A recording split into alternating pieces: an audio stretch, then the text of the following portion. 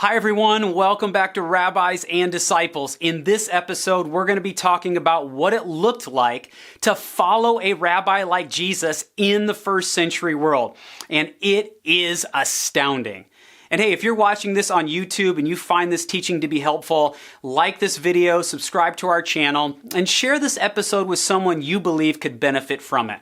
All right, let's jump back into Rabbis and Disciples, Part 3.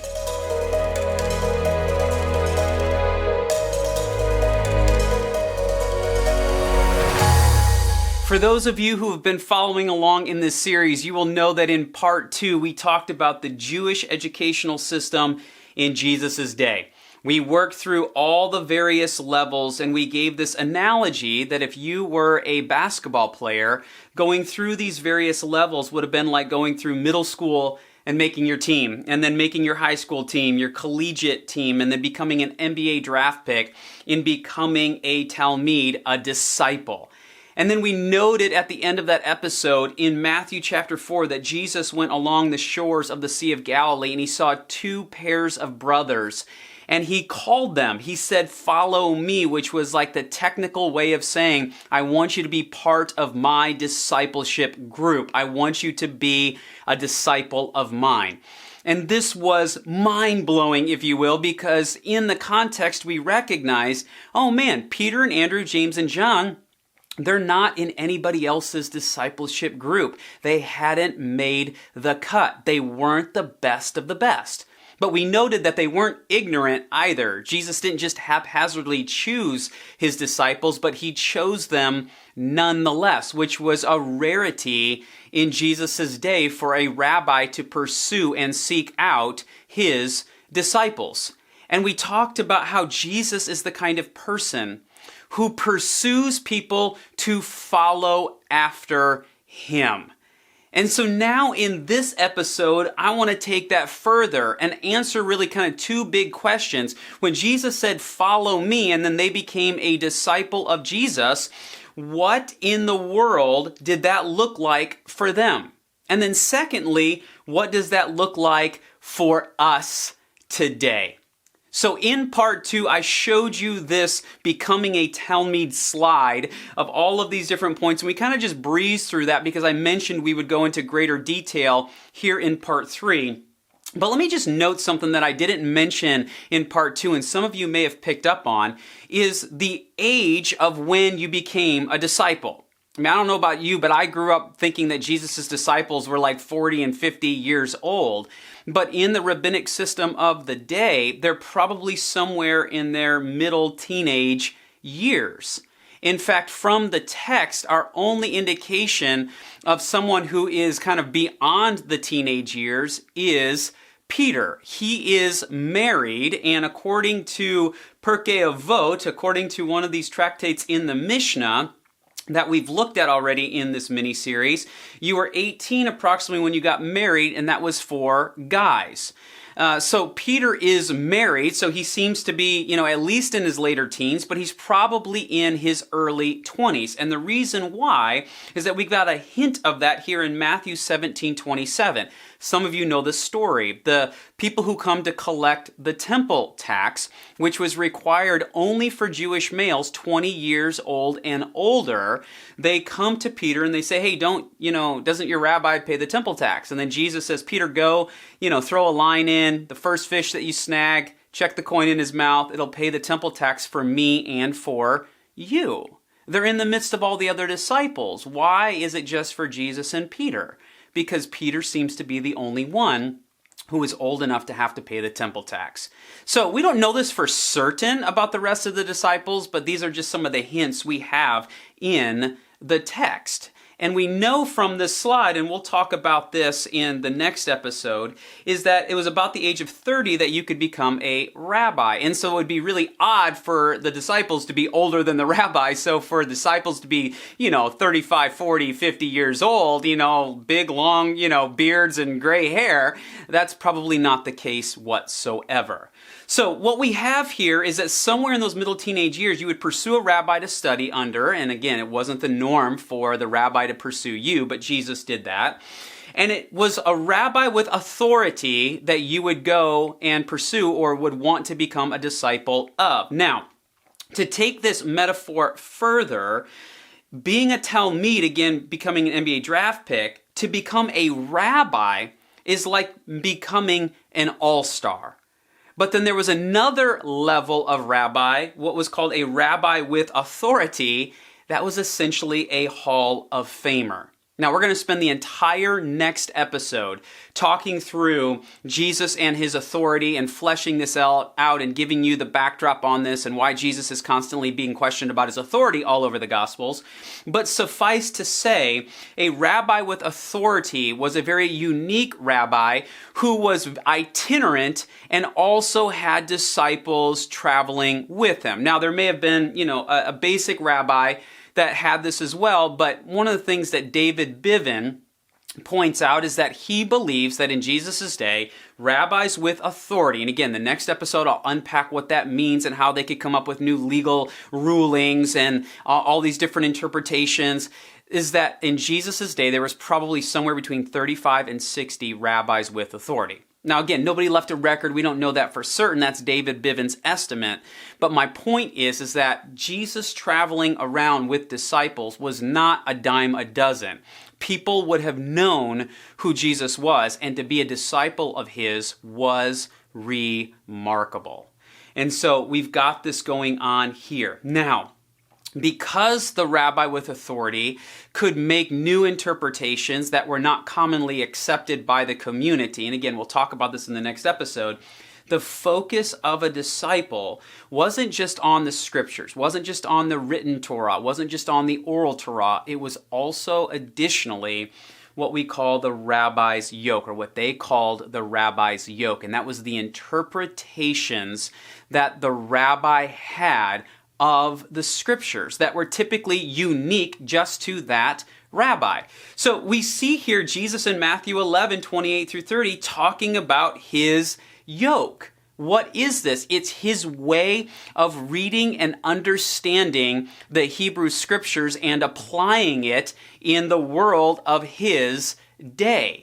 And so the disciples would have focused in on Jesus' yoke, his interpretation methods, his understandings, his teachings based on how he is reading the biblical text. That's what they became known for.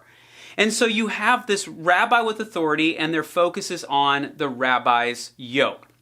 Now, you're called a Talmid when you have been invited into the Talmidim, this discipleship group. And I just want to pause for a moment and just define this for us, because this is what's going to be the essence of what this episode is helping you to understand. The word Talmid gets translated into English as student, learner, or disciple. And just calling it a disciple is really great.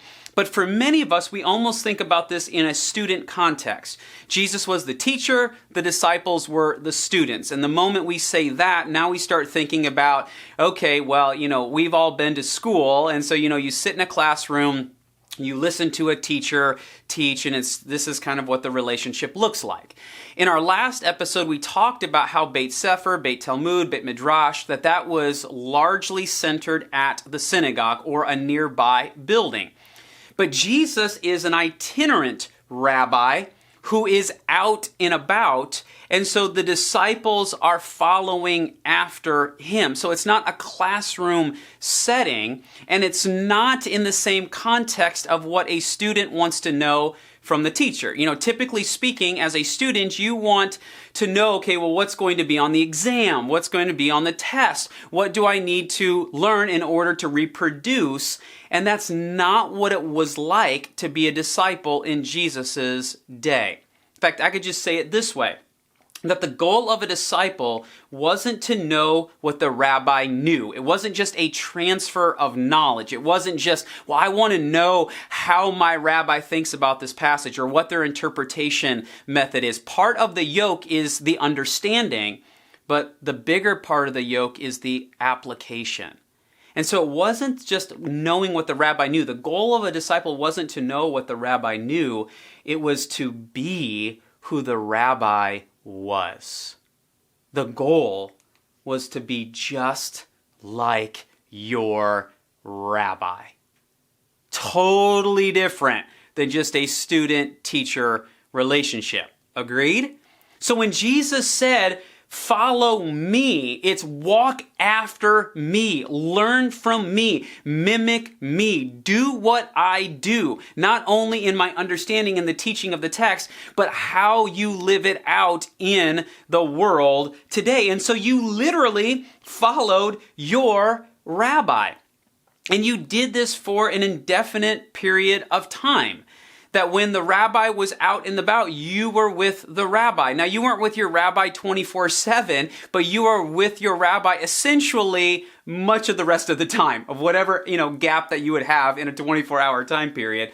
You were following your rabbi. You were watching what they were doing, how they were interacting with people, how they did what they did in a social setting. If the rabbi went into the bathroom, you went into the bathroom as well, even if you didn't have to go, because the rabbi may say a blessing and you wanted to know, what is the prayer that my rabbi is saying? You wanted to mimic every facet of your rabbi's life because you wanted to be just like the rabbi. And so you would go off on these extended periods of time. In fact, we have in the Mishnah that if you are a disciple and you're married and you're going to be gone with your rabbi for more than 30 days, you have to get permission from your spouse in order to go. And so this is an indication for us that they would go off on these long periods of time. And we have these moments where all of a sudden Jesus and his disciples are around the Sea of Galilee, and then in the very next moment, because it's an economy of words, Matthew will tell us in Matthew 16, they're at Caesarea Philippi. That's 25 miles away, and then they're going to be up there for a number of days because following this you have the Transfiguration. And so we know that they're away from home for extended periods of time. And so you just simply followed your rabbi, oftentimes having no idea where you were going. Because it was never about the destination, it was always about the journey. And it was also about trust in your rabbi. So in Matthew 16, when it says, and then they went to the region of Caesarea Philippi, I don't think Jesus told his disciples where they were going. I think he just said, come follow me. And they would just follow after, not even knowing where they were going or what they were going to do. Now, no doubt Jesus is having discussion with the disciples along the way, but I don't think that Jesus laid out an itinerary for them. That was part of the rabbinic world, was the aha moments and the, oh my goodness, are you serious? We're really going to Caesarea Philippi? It's just an amazing way of training the disciples along the way. And as you were with your rabbi, as you were doing what the rabbi was asking you to do, oftentimes you would be cooking meals, you would be doing any tasks the rabbi has asked you to do, and it's all for a purpose. It's almost kind of like, Mr. Miyagi and Daniel, right? Do this, and Daniel's like, I have no idea why I'm supposed to be doing this, but the master knows. It's very much like a rabbi-disciple relationship with the Karate Kid. And so as you're going about, you are mimicking your rabbi, you are following your rabbi, and this idea of being covered in the dust of the rabbi came out of this. And we see the actual reference to this in Pirkei Avot, Mishnah again, the sayings of the fathers, where it says, let your house be a meeting place for the rabbis. And cover, it's actually the word powder, which is really cool, yourself in the dust of their feet and drink in their words thirstily. So the context here is that, man, if there is a rabbi who is out and about, open up your home to them. And as they come in, sit at their feet, learn from the rabbi. And so you actually have this phrase to sit at one's feet in the Gospels in Luke chapter 10. So this is a story of Mary and Martha. And Martha, had a sister called Mary who sat at the Lord's feet and listened to his teaching. And so Mary is sitting at Jesus' feet, Martha's in the back doing all the work, and you have this interesting discussion that takes place, but this phrase, at the Lord's feet, was a technical term used in the first century world to be a disciple of someone. Mary is a disciple of Jesus. Now, she's not one of the 12, But we also know that there are different levels of engagement with the rabbi. At one point, there are 70 disciples, and then there's 120 in Acts. And so Jesus has his inner 12, but Mary is sitting at his feet in order to learn. And so you've also got this in the book of Acts with the Apostle Paul. In Acts 22:3, Paul is arrested on the Temple Mount. And on the Temple Mount, he speaks up and he says, I am a Jew born in Tarsus in Cilicia, but brought up in the city, educated at the feet of Gamaliel. At the feet of, this is Paul saying, I was a disciple of Gamaliel.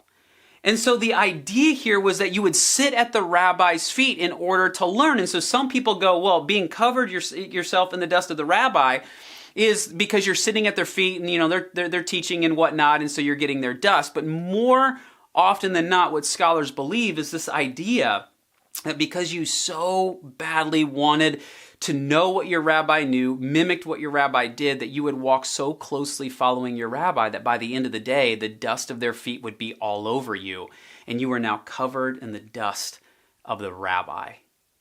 Isn't that cool? And not only was it just following after, but the relationship wasn't a teacher-student as much as it's a father-son relationship.